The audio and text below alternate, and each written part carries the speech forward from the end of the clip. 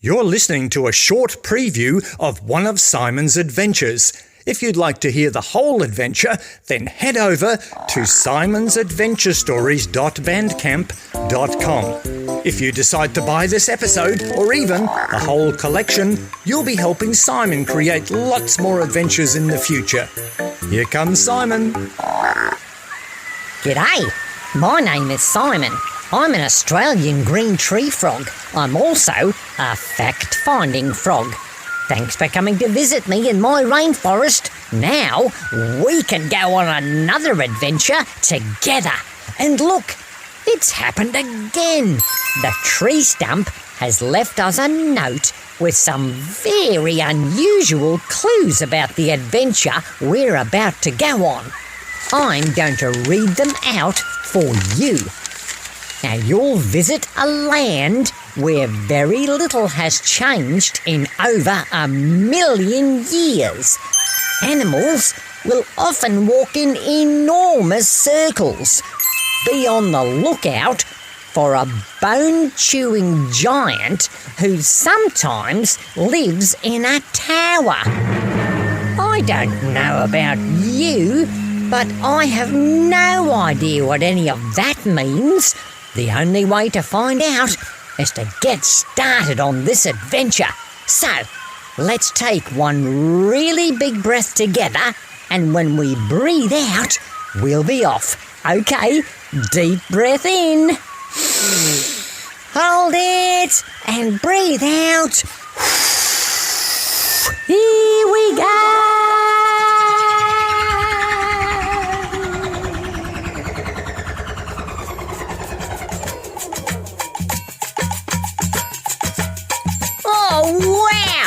I think I'm feeling a bit of deja vu on this adventure.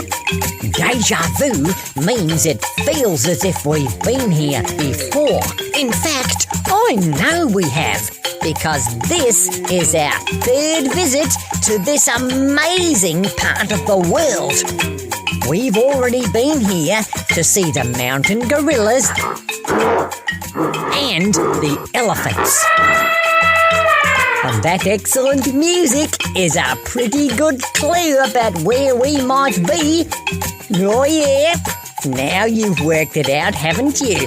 Yeah, we're back in the hottest continent on Earth, Africa.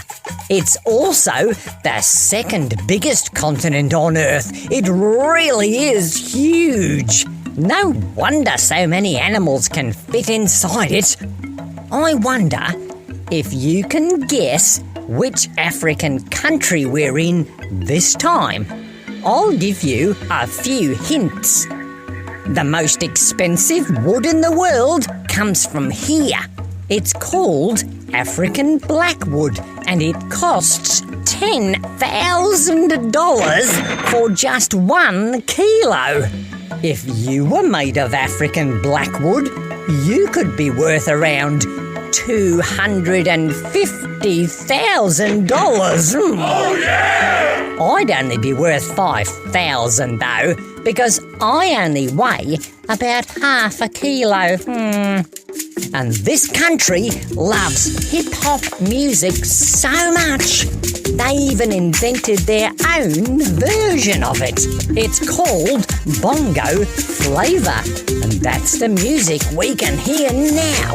How excellent! And because I'm a frog, I love hip-hop, especially the hop part. Welcome to Tanzania.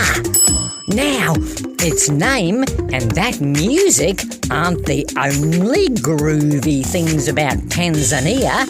For a start, if you went to school here, you wouldn't be speaking English, you'd be speaking Swahili. How cool would that be? Talking to your friends in Swahili. Instead of saying g'day, you'd say hujambo. See? Now you can speak Swahili.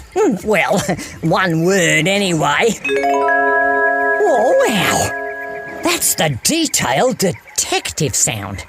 There's something for us to notice, and it's all the different animals that are out there right in front of us. Did I mention we're in one of the most famous national parks in the world?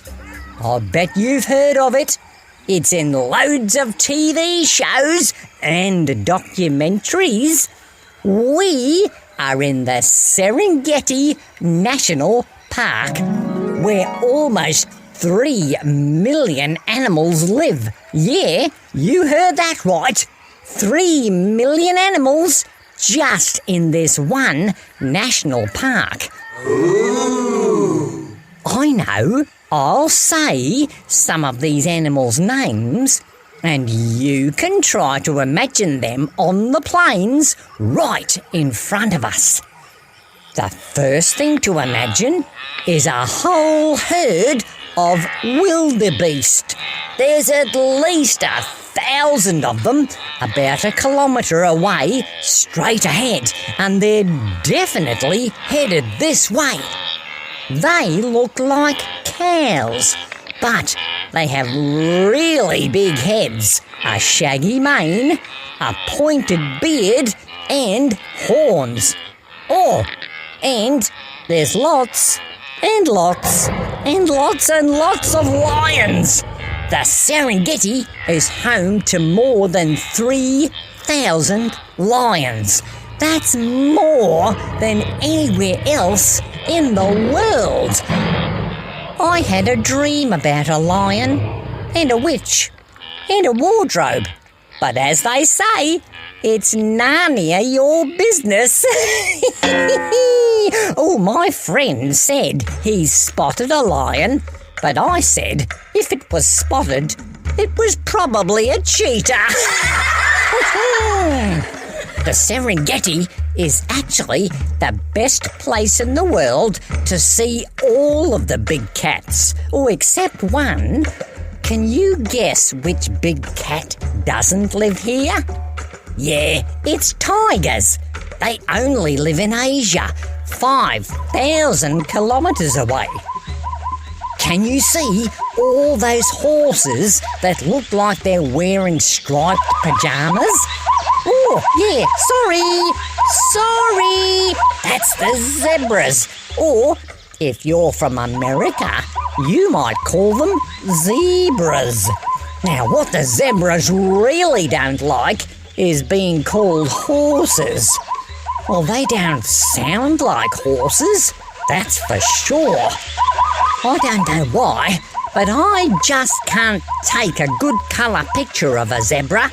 They all come out in black and white. Oh, excellent. They still liked my joke. Thanks, zebras.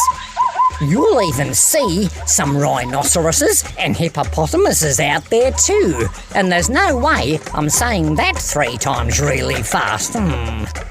Do you know how to get a hippo to do whatever you want? You have to hypnotize it.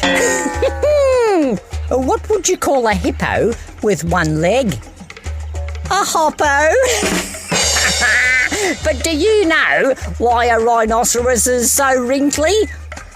Well, have you ever tried to iron one? Now, up in the trees, you'll be able to see some monkeys and baboons. And if you use your binoculars, you'll spot crocodiles way off in the distance in the watering hole. Scientists love the Serengeti because it's like a real-life time machine.